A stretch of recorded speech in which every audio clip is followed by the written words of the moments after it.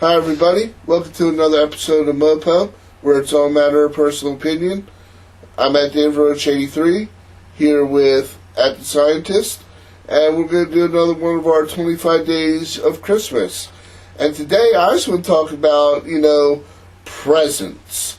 We talk a lot of junk about, the meaning of the holiday, and Jesus, and Hanukkah. We haven't talked anything about Jesus. And we may or may not talk about Jesus. That's a whole nother MOPO. But, which messed up because we actually should have done one of these on Jesus, now that I think about it. But that's between MOPO and God. But, children all around the world, they don't care nothing about nothing. We want presents.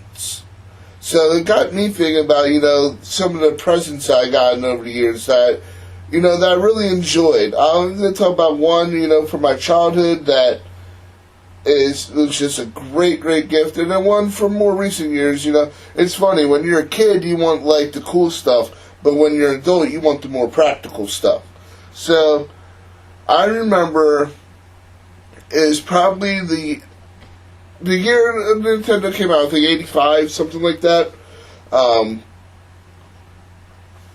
My nana from Texas sent us a big box, and we had no idea what it was. It wound up being the Nintendo with the Zapper gun and the Mario Brothers Duck Hunt combination game. And that was my first game, that was my first Nintendo. We had an Atari before that my little sister decided was thirsty, and she gave it tangerine juice to drink. So we were without,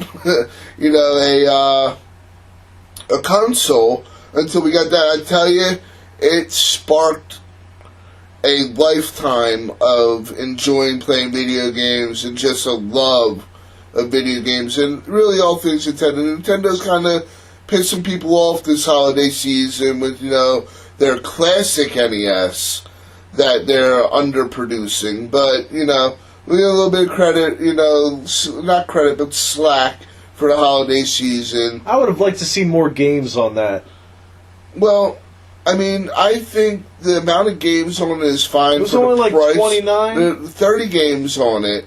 And for the $60 that they want for it, it's okay. I'm going to imagine that they are going to have updates, though, where you're going to be able to purchase more games. Oh, my goodness. Of course. But when I was a kid, man, that stood out to me for years. It's just an awesome present that I got. But in more recent years, and actually the scientist over here actually got me a really good coat. For years, I didn't have a decent winter coat. And I'd always be like, man, I need a coat. Man, I gotta go out and buy a coat. And lo and behold, one Christmas day, scientist comes over and knock, Merry Christmas. And he hands me this present. I'm thinking, did this thing give me a pillow? Because it's all puffy. And then, you always try to guess what the present is. I'm shaking it, listening, and I open it up, and it is a really good coat that I still wear today. It's an awesome coat. I was going to say the warmest coat, but I got to be honest, the warmest coat I ever had probably had rat fur in it. So I think it's New York City rat fur. And that was the warmest coat ever. But this coat is awesome. It just, it makes you appreciate what you have, what you need.